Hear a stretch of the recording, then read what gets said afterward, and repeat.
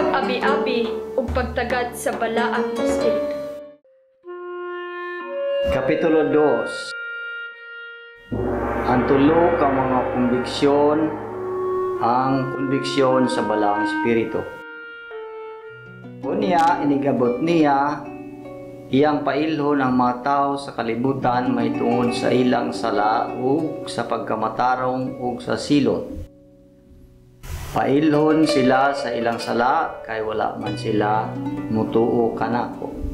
Juan Kapitulo 16, versikulo 8 ngadto sa 9. Ningon si Jesus nga inigabot sa balaang espiritu, iyang pailhon ang kalibutan sa sala ug magdala siya konbiksyon sa ilang pagkawalay pagtuo. Ang mga tao sa kalibutan wala sa ilang kinaiyahan nga mutuo ni Jesus isip nga ilang Dios ug manluluwas.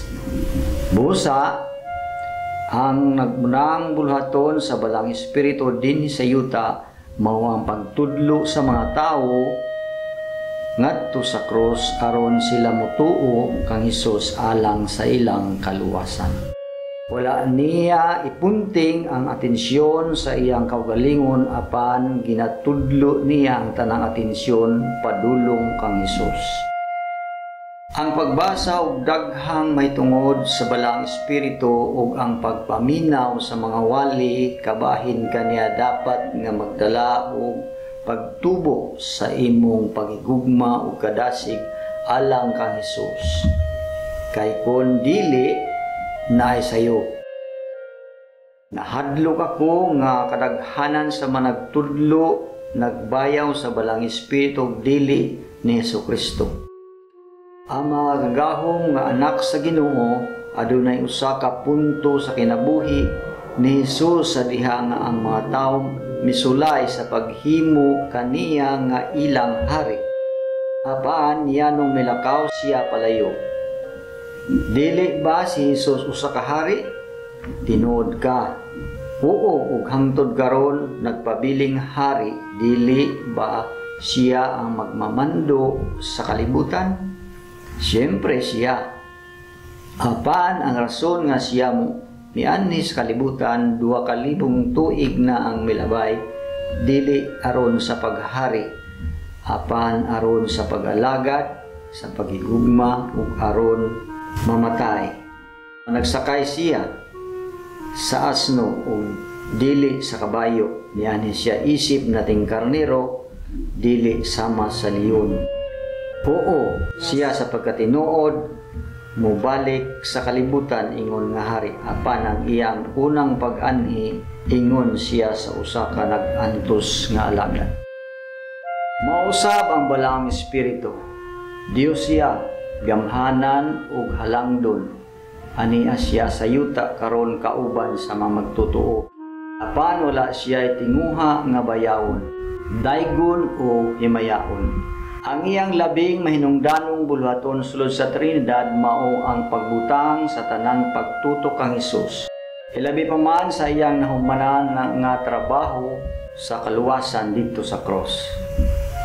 Ang bulhaton sa Espiritu mao ang pagpalambo sa himaya ni Hesukristo. Mao kini ang iyang bugtong katuyuan sa kalibutan karon. Dili ang paghimaya sa iyang kaugalingon. Ningon si Jesus, sa dihang siya ang espiritu sa kamatuoran moabot, iya kong himayaon. Juan Kapitulo 16, versikulo 13 ngadto sa 14. Apan sa kasagaran ania kita sa kakuyaw sa paghimo sa balang espiritu sumala sa kun unsa ang atong kaugalingong munahuna nga dapat nga mao siya o ginahimaya nato siya. Sama nga ang mga tao sa kaniadto nga misulay sa paghimo kang Hesus nga ilang yutan-ong hari, kun dili nato tugutan ang balang espiritu sa paghimaya kang Kristo lamang, o sa pagbalhin sa atong mga atensyon ngadto kang Hesus, ang atong relasyon sa balang espiritu dili mohangtong.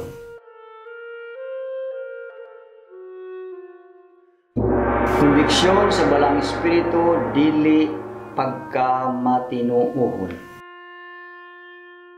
Ang una og labaw nga pagkonbiktar sa balang espiritu kay alang sa kalibutan dili sa magtutuo, nagpaila siya sa kalibutan sa usa ka dugay ng sala sa kaniadto. Kana nga sala dili lang ang pagpakighilawas, pagpangawat, pagpatay, ang pagkabayot o pagkatumboy, pagpanigarilyo o ang pag-inom, bisan tuod daotan kini nga mga buhat sa dili pagkamasinugtanon sa atong balaang Ginoo. Kadtong mga nagbuhat niining mga butanga wala magkinabuhi sa pagkahiusa sa Dios diha sa iyang gingharian. Apan ang sala nga labing importanteng ginakonbiktar sa balang espiritu sa kalibutan mao ang sala sa dili pagkamatinuohon o ang kamatuoran nga wala sila personal nga nagtuo kang Hesus isip usa og bugtong pamaagi ngadto sa Ginoo ug sa kaluwasan. Juan Kapitulo 14, versikulo 6. Samtang nadakwa ko sa simbahan, kanunay ko makadungog kabahin sa konbiksyon sa balang espiritu. Kanunay kining konektado nga ang balang espiritu nagakonbiktar sa mga magtuto sa pipila ka mga sala niini. Samtang tinuod kini nga ang balang espiritu mupaybalo sa sala sa kinabuhi sa usa ka magtutuo, ang iyang pinakaunang buluhaton mao ang pagpaila sa sala sa kalibutan sa ilang dili pagkamatinuon. Kung walay pagtuo sa gibuhat nga kamatayon ni Hesus sa krus, walay makabaton sa kinabuhing walay katapusan kauban niya. Sa samang pamaagi nga importante ang pagkaputli, pagkamatinud-anon sa kaminyoon, dili paglimbong sa buhis, dili pag-inom o dili pagsigarilyo, dili pagpangawat o pagpamakak. Kining mga moral nga mga hiyas sa ila lamang kaugalingon dili makadala kanato sa walay katapusang pakigrelasyon sa Ginoo. Kining mga moral nga mga pamatasan makapugong kanato nga mapriso apan dili gikan sa impierno.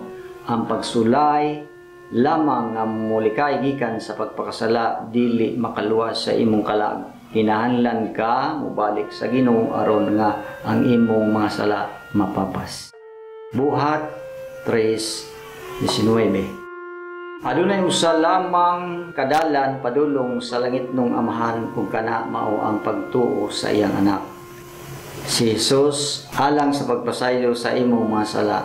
Juan 14:6. Usa lamang dalan padulong sa langit kung kana pinag sa krus sa Kalbaryo.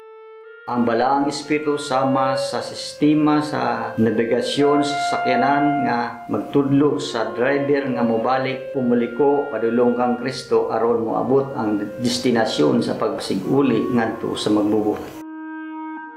Nakahinumdum ko nga may usa ka batanong lalaki miduol kanako sa labi sa among simbahan o nangutana kanako kung okay ra ba kung manigarilyo siya marijuana.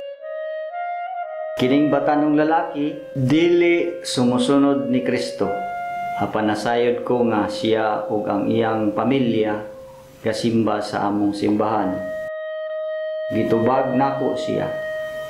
Para nimo dili sayop ang pagpanigarilyo marijuana tungod kay legal man kini sa atong estado. Mitanaw siya kanako nga nalibog ug nipadayon ko. Unsa man pod mahitungod sa pag-inom, niingon ko, sige padayon og inom usab. Legal man usab kini, inom kutob sa imong makaya. Ayaw lang pag-inom kun magmaneho ka. Nakurat siya. Ang uban nakadungog sa among panag-inistoryahay og nagsugod sa pagtapok dol kanamo aron madunggan ang pastor nga naghatag og lisensya sa tawo sa pagpanigarilyo o pag-inom. Nipadayon ako, Jan, dili niya tinuod nga ngalan. Moadto ka sa impierno. Ikaw ug ako nasayod niya na ug ang imong pamilya na ibalo usab niini. Dili ka magtotoo sa manluluwas nga si Jesucristo. Og dili ka ganahan maghinulsol. Busa unsa man ang kalainan ani kun moadto ka sa impierno nga manigarilyuhay o dili manigarilyo. Nagtuo ka ba nga kung mohunong ka sa pagpanigarilyo, moadto na ka og langit? Dili. Dili kita moadto sa langit tungod lang kay dili ta manigarilyo o moinom.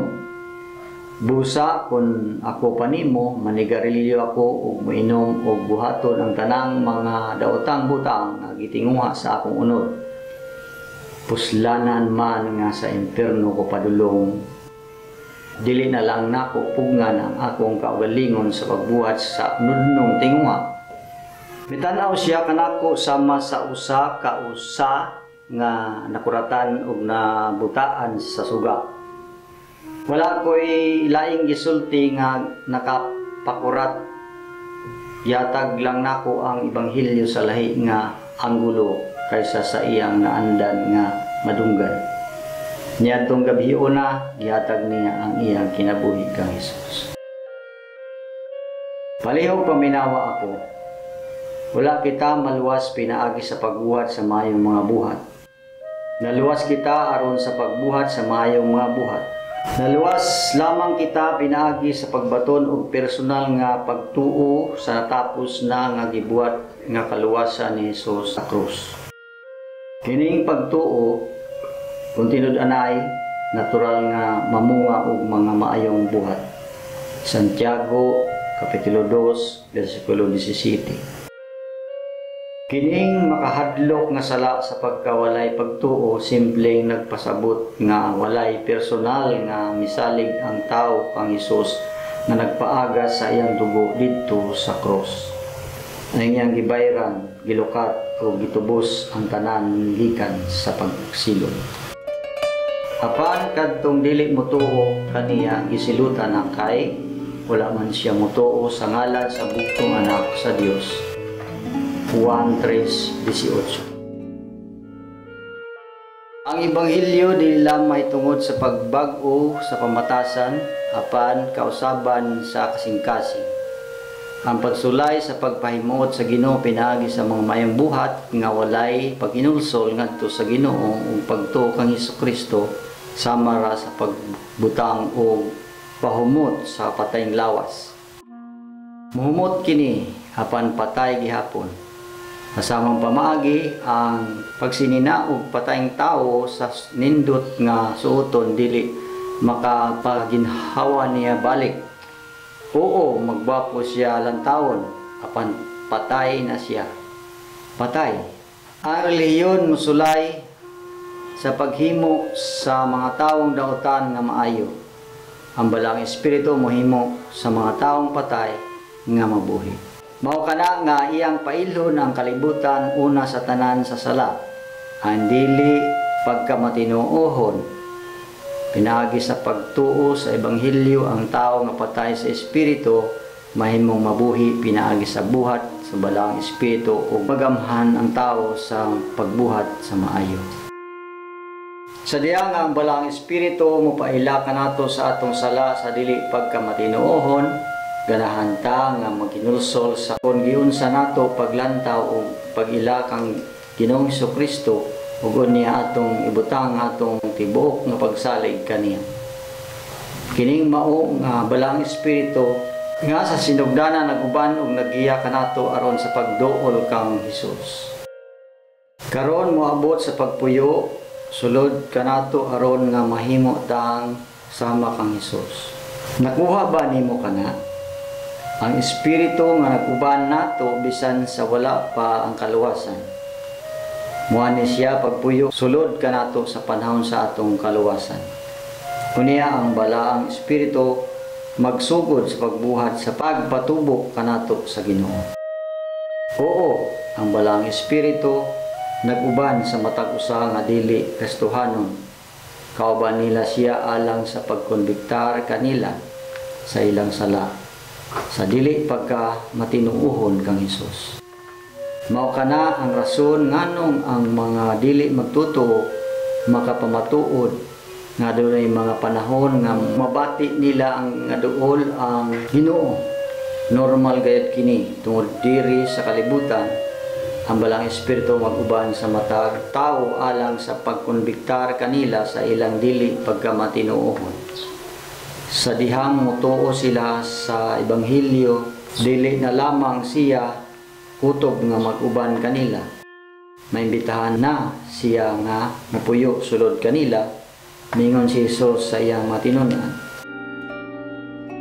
Ang Espiritu Santo nga mao ang magtudlo kaninyo sa kamaturan. Dili siya dawaton sa mga tao sa kalibutan tungod kay dili nila siya makita o wala sila makaila kaniya. Apan naila ninyo siya tungod kay siya kauban ninyo ug kanunay magapuyo diha kaninyo. Juan Kapitulo 14, versikulo 17. Ang tinunan na sayod may tungod sa balang espiritu. Naguban sa kanila sulod sa tibok tulo ka mga tuig nga nagsunod sila kang Hesus. Nakita nila ang dili maihap nga mga milagro, mga pagpangayo o mga pagpahigawas gikan sa mga demonyo. Apan si Jesus misulti sa usa ka panahon. Diin nga ang maong balang espiritu niabot aron magpuyo kanila. Naitabo ka na human sa pagkabanhaw ni Jesus, tuguti ko sa pagsumada ni ini. Sadya maingon siya ni ini. Iyang giginhawaan sila o maingon kanila, dawata ang balang espiritu. Juan Kapitulo 20, versikulo 22. Ang balang espiritu miabot aron makauban sila.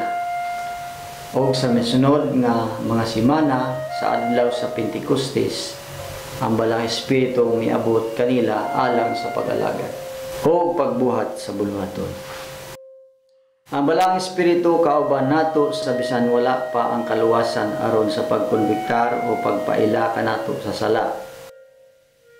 Ang balang espiritu aniya kanato sa kaluwasan aron sa pagbunga sa Dios nung kinaiya. Ang balang espiritu ana kanato alang sa pag-alagad o pagbuhat sa buluhaton.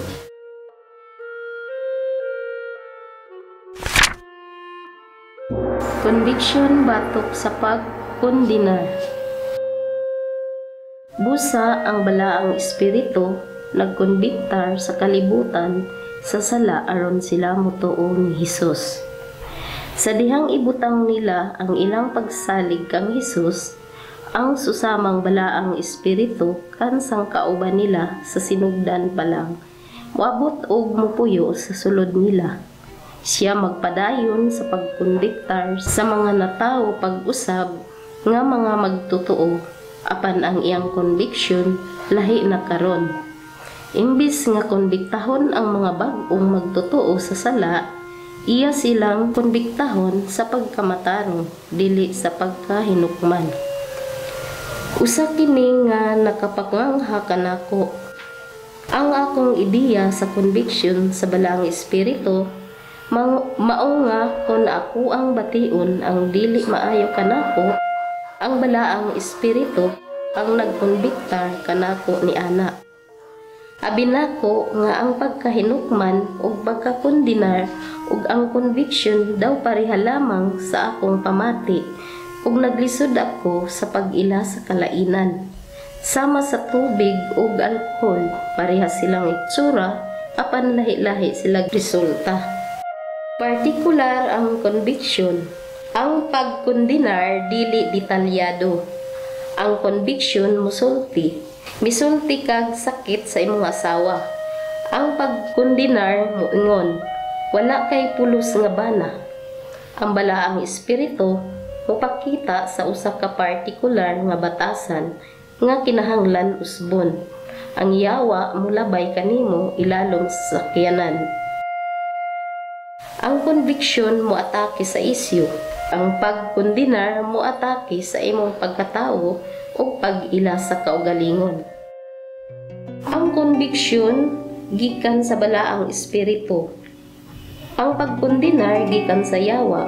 ang tig-akusar sa mga kaigsuunan. Pinadayag Kapitulo 12, versikulo 10. Gamiton sa yawa ang imong usahay nga pagkapakyas aron ingnon ka nga makasasala ka. Apan kinahanglan nimong isalikway kining hugaw nga bakak. Wala na ipagkondinar alang ni adtong nahiusan na kang Kristo Jesus. Roma Kapitulo 8, versikulo 1. Anaa ka kang Kristo, ug busa dili nimo bahin ang pagkondinar. Mahimusab nga ang Espiritu ni Jesus mupadan-ag og kahayag sa ubang mga bahin sa imong kinabuhi nga kinahanglan hinulsulan, apan ang yawa musulay usab sa pagbalik nimo sa panghuna-huna sa makasasala. Dili ka makasasala. Anak ka sa Ginoo, natawo ka pag-usab. Ang imong isyu dili mao ang pagkawala sa imong pagkatawo o pag-ila sa imong kaugalingon, tungod ang tinuod nga pagkaikaw ug ang tinuod nga pag-ila kanimo mao si Hesukristo. Ang konbiksyon maghatag kanimo og paglaom. Ang pagkondinar maghimo kanimo nga walay paglaom. Kung ang balaang espiritu magkonbiktar, ang kahayag mo abot. Mabuhian ang paglaom, mahitabo ang pagbag-o, ang Dios ng kasubo ug paghinulsol musunod. Ang pagkondinar sukwahi kaayo. Imong mabati nga daw ikaw sama sa usa ka hingpit nga peldido, usa ka kapakyasan ug dili na ka mausab. Kay ang Dios nung kasubo makapahinulsol ug magtultol kaninyo ngadto sa kaluwasan ug dili kini angay basulan. Apan kamatayon ang sangputan sa kalibutanong kasubo. 2 Korinto Kapitulo 7, versikulo 10. Ang konbiksyon magdala kanimo sa paghinulsol. Ang pagkondinar musangpot sa pagbasol. Ang paghinulsol makapaayo kanimo. Ang pagbasol makasamot sa mga butang. Ang pagbasol maghatag lamang og pagkasinad-an, kaulawon og pagmahay. Conviction sa balaang espiritu, pagkamatarong. Kanusa ang kinaulahi ang higayon nga nagkonbiktar ka sa pagkamatarong. Kabalo ba ka nga kini ang panguna nga pagkonbiktar sa balaang espiritu sa mga magtotoo? Ang pagkamatarong labaw pa sa pagpasaylo sa atong mga sala. Ang pagkamatarong labaw pa sa pag-adto sa langit. Kini ang husto nga pagbarog uban og atubangan sa Dios. Ang pagkamatarong atubangan sa Dios ang maghatag og gahom sa pagkinabuhi ug matarong atubangan sa mga tao. Matarong ka pinaagi kang Kristo. Apan sigurado ako nga dili nimo mabati nga matarong ka sa tanang higayon. Mao nga ang balaang espiritu kanunay nga magkonbiktar kanimo niini nga kamatuoran.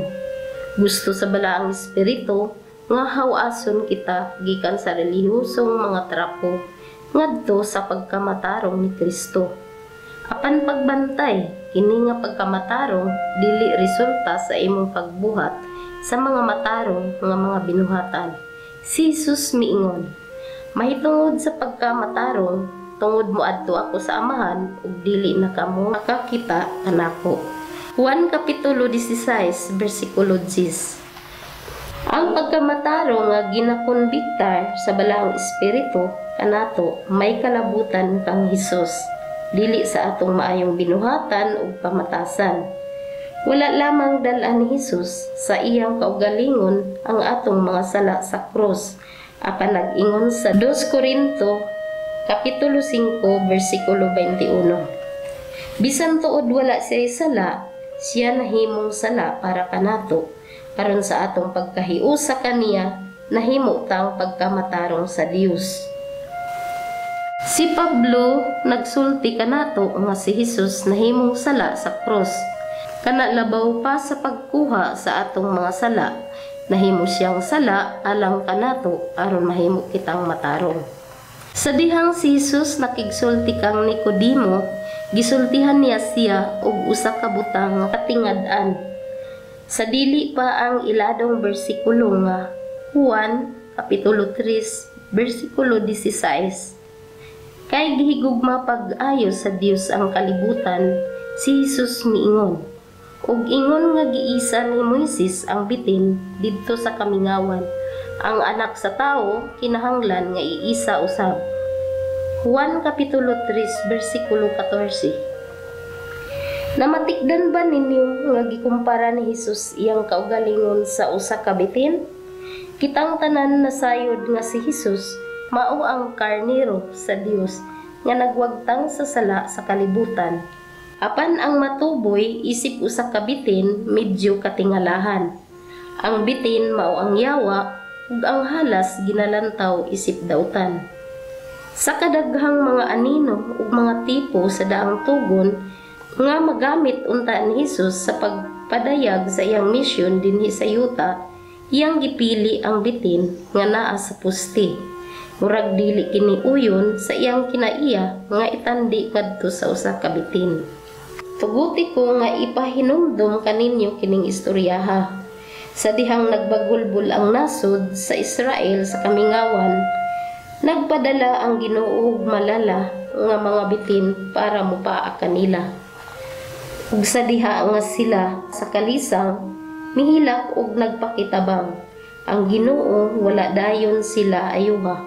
Hinuon iyang gisugo si Moises nga maghimo og bronseng bitin ug ipataas kini sa usa ka poste aron bisan kinsa nga mutan-aw niini mamaayo.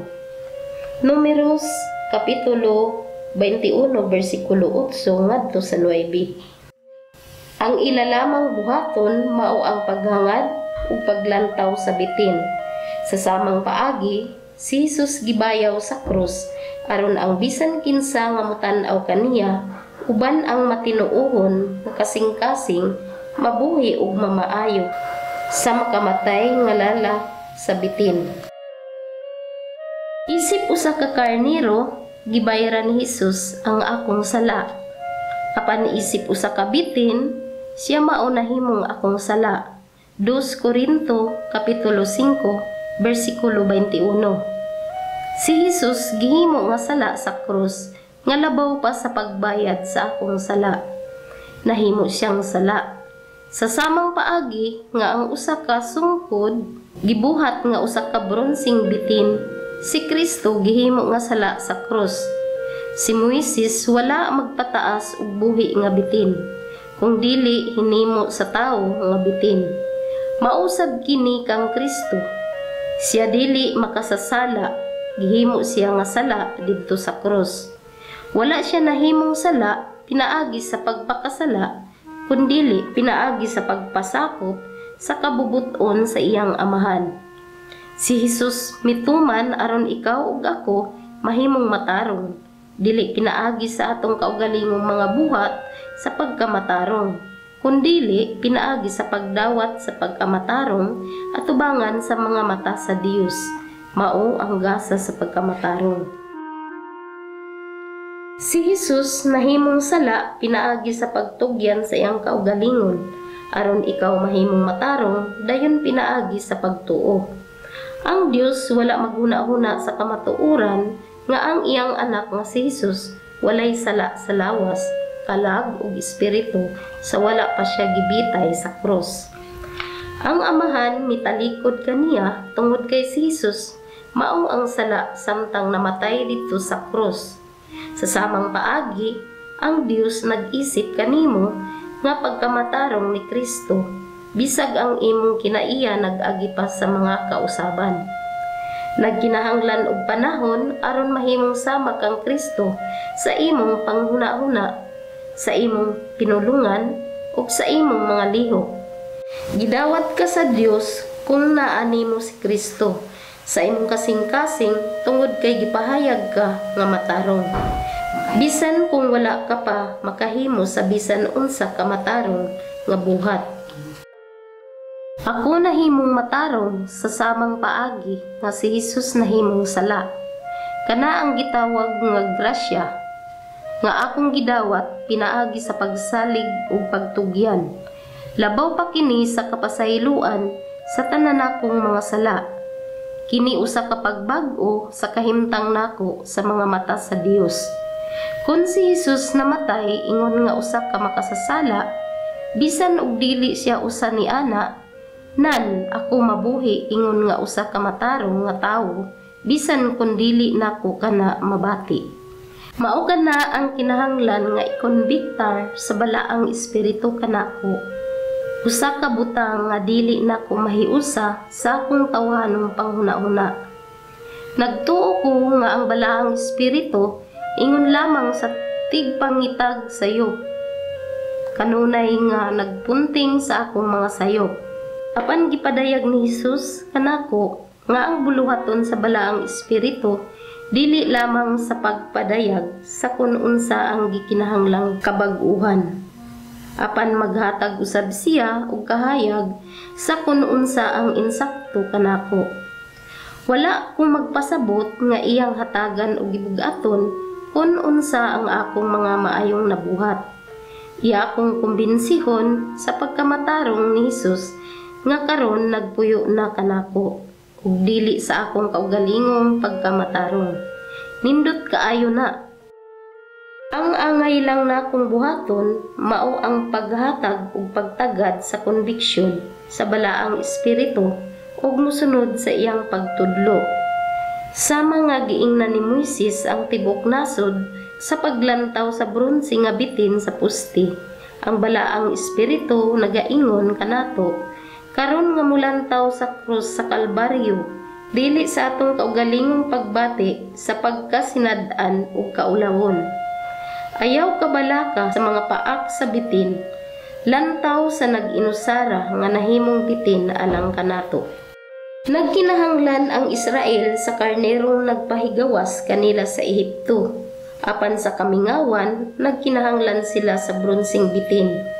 Ang karnero nagdalag kaluwasan. Ang bronseng bitin nagdala sa pagkabalaan.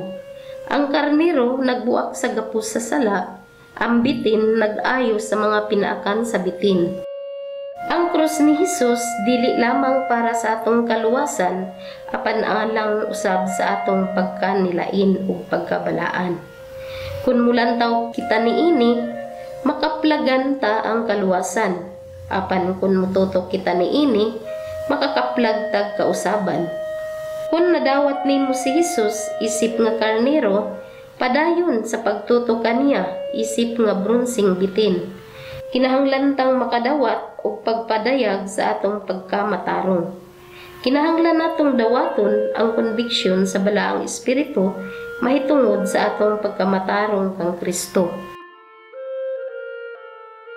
Kung ang yawa mo ingon nimo nga dili ka matarong, pahinumdumi siya nga si Hesus namatay sama sa usa ka makasasala aron mabuhi kang matarong. Bisan pa man unta nga dili siya makasasala. Kung ang hulungihong sa imong kagahapon ug pagkasinad-an magsulti nimo nga dili ka matarong tungod kay napakyas ka, pahinumdumi imong kaugalingon nga giilang sala si Hesus bisan pa man wala siya makasala. Pahinumdumi ang imong kagahapon nga ang imong pagkamatarong gikan sa Ginoo, dili sa maayong binuhatan. Ulihi ang mga gabalik-balik nga mga kagahapon sa kamatuoran. Kung ang imong pagbati makigbisog kanimo, kung musulti kini nga dili pa ka paigo sa imong pagkamatarong, pahinumdumi sila sa kamatuoran nga maghari kang madaogon sa kinabuhi pinaagi sa grasya sa Dios sa iyang gasa sa pagkamatarong. Mahimo kang magkinabuhi nga matarong tungod si Hesus ilansang og nahimong sala uli kanimo.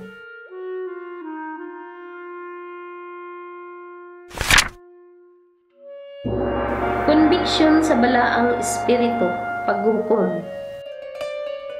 Ug pailhon sila sa silot kay ang nagmando nining kalibutana gisilutan naman. Juan Kapitulo 16 versikulo 11. Ang balaang espiritu mianhi sa pagkonbiktar sa mga tao sa tulo ka mga butang: sala, pagkamatarong, ug sa paghukom. Ang sala miabot pinaagi ni Adan. Ang pagkamatarong miabot pinaagi ni Kristo. Ang hukom miabot kang Satanas. Wala ang balaang espiritu dinhi aron sa pagkonbiktar ni Satanas sa iyang umaabot nga paghukom. Tungod kay ang yawa dili naman makabag-o sa iyang mga pamaagi. Wala siya tanyagi sa higayon nga maghinulsol ug maluwas. Ang espiritu magkonbiktar kanato sa paghukom sa atong kaaway ug sa iyang kapildihan tungod kay nagdala si Hesus sa hapak sa kamatayon sa gingharian sa kangitngit sa dihang nabanhaw siya gikan sa lubnganan. Ang yawa nagpasigarbo kang Hesus mahitungod sa iyang awtoridad ibabaw sa tanang gingharian sa kalibutan. Apan human sa krus, maisugong giproklaman ni Hesus nga ang tanang awtoridad iyaa. Ang krus ni Hesus nagdeklara sa paghukom sa yawa tungod sa iyang pagbudhi sa gingharian sa Ginoo. Karon, mao ang panahon nga hukman ang kalibutan. Karon, palagputon ang nagmando ni ining kalibutana. Juan Kapitulo 12, versikulo 31. Ang yawa sa pagkakaron gipalayas samtang anaa dinhi sa yuta. Matagi gayon nga magwali kita sa ebanghelyo ni Hesukristo, nagdeklara kita sa hukom sa gingharian sa kangitngit. Matagi gayon nga magpalayas kitag demonyo, nagdala kitag lahi na usab nga hapak sa kapwildihon sa kaaway. Susama kang David nga mibatok kang Gulayat, ug gikuha siya gikan sa sirkulasyon ang atong manluluwas nga anak ni David. Naghampak sa kamatayon ngadto sa kaaway sa krus. Ang mga Israelita nga sundalo nga miatubang kang Gulayat mga pundok sa talawan. Apan sa dihang gipatay ni David ang higante, nadasig dayon sila pinaagi sa maong kadaugan ug misulong batok sa mga pundok sa kaaway. Mao kana ang gibuhat ni Kristo para kanato. Yatang gipalagsik sa pagpadayag nga hukom ngadto sa higante pinaagi sa pagpatay kaniya. Ang kadaugan ni Hesus ang atong bahin. Ang iyang kadaugan maggahom kanato aron muaway. Ginagamit sa balang espiritu ang kadaugan ni Hesus aron gamhan kitang mga sundalo aron nga magadaugong makigbisog sa napildi na nga kaaway. Sa pagkakita sa mga Filistihanon nga patay na ang ilang gisaligan, nanagan sila, ug ang kasundaluhan sa Israel ug sa Juda naninggit og gigukod nila ang mga Filistihanon gikan sa Gat hangtod sa Ikron. 1 Samuel Kapitulo 17 versikulo 51 ngadto sa 52. Si Satanas gihukman na, ay oo, hukman pagayod siya sa umaabot og itambog ngadto sa linaw nga kalayo. Mao kana ang iyang umaabot. Apan sa pagkakaron, anaa kita sa panghubatan kauban si Hesus, ang anak ni David. Sa dihang si Haring Hesus nagbuhat og lakang batok sa pangulo sa supak nga gingharian, iyang gipildi ang ilang kampyon. Ang kaaway nagdagandagan hangtod karong adlaw. Mao nga ang Biblia nag-ingon sa pagsukol kaniya og mudagan siya. Santiago Kapitulo 4 versikulo 7. Wala kita gitawag aron mudagan gikan sa demonyo. Siya ang mudagan gikan kanato. Ang usa ka butang nga atong daganan mao ang sala, dili gikan ni Satanas. Kaunang magministeryo kitag kagawasan ug pagpalaya sa demonyo. Ang Kristohanon masusama sa espirituhanon nga pulis. Ang demonyo usa ka bayolente, kriminal ug nagsigig layas-layas. Susama sa mga sundalo sa Israel nga mibarog, misinggit og migukod. Karong adlaw mubarog usad kita og musinggit sa kadaugan pinaagi sa pagtuo uban sa conviction sa balaang espiritu nga ang atong kaaway napildi na. Mubarog kita og muaway. Mubarog kita og palayason ang yawa. Mubarog kita og ipadayag ang hukom ngadto sa demonyo. Mubarog kita og lakgon ang kagawasan para sa uban. Dili kita makig-away para sa kadaugan. Makig-away kita gikan sa kadaugan. Oras na para maghimog kadaot ngadto sa gingharian sa kangit-ngit. Oras na para muambit sa mahimayaong kadaugan ni Hesus sa krus. Sa sunod nga kapitulo, atong tukion pag-ayo ang matang sagasa nga gitanyag ngadto sa matag magtutuo sa tulo ka persona sa Dios. Ay nato maabli ang gasa sa balaang espiritu, dapat atong madawat ang gasa sa Amahan ug sa Anak. Ang pag-abi-abi ug pagtagad sa balaang espiritu.